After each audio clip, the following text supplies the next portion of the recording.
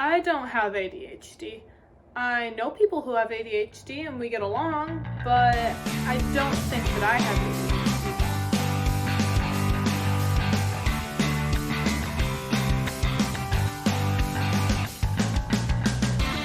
ADHD. It's important to note that these stages of grief are not linear at all. You can go back and forth between the stages. The stages of grief when facing an ADHD diagnosis can start well before you're diagnosed. When I started thinking about whether or not I had ADHD, I plummeted into the denial stage of grief. I spent most of my childhood being told that I was lazy or that I wasn't doing things the way they were supposed to be done, or that I was doing things halfway and I wasn't completing things the way they should be done. But I don't have ADHD. I would have known. It's probably something else. Even after being diagnosed with ADHD, I fell into denial even further.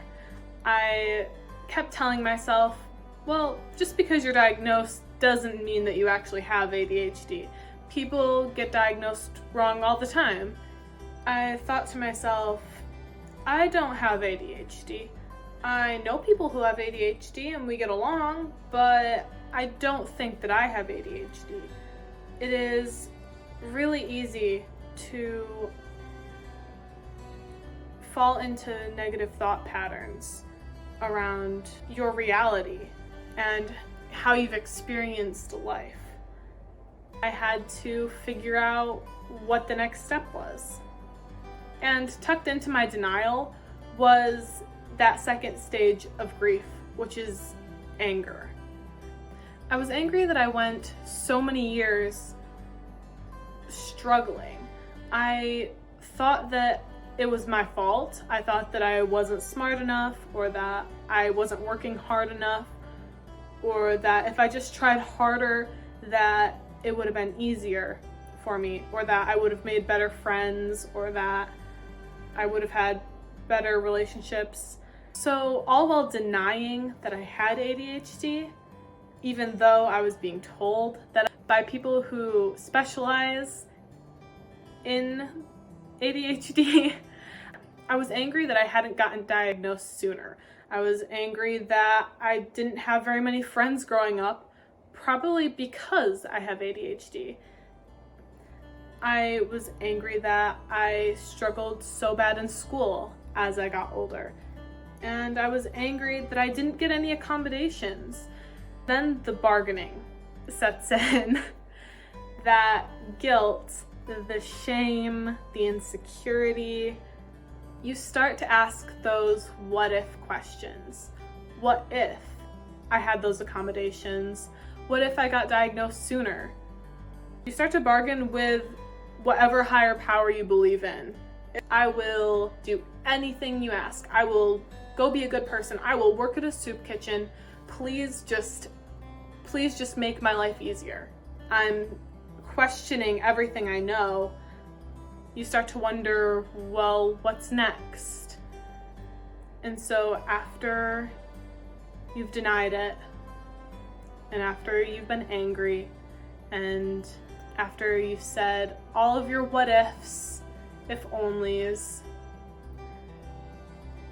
then the depression sets in.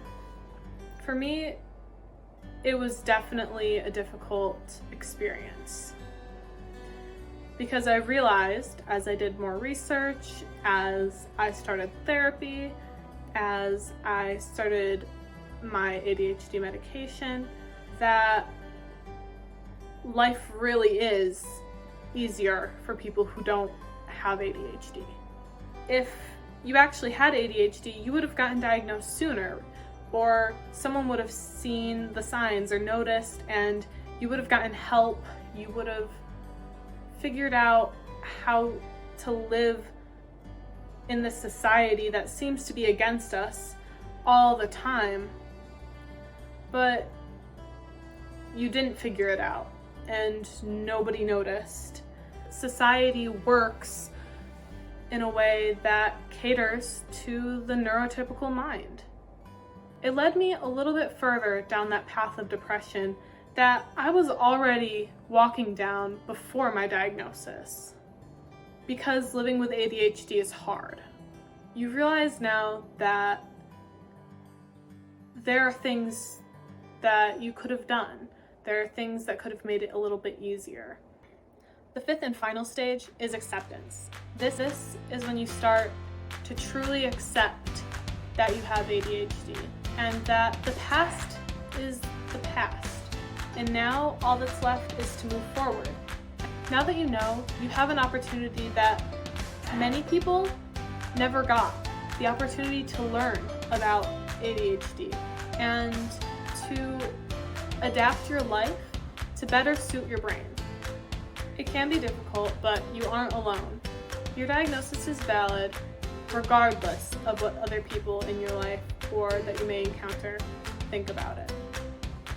I was working on another video before deciding to film this one, but this one felt really close to home for me, and I really wanted to film this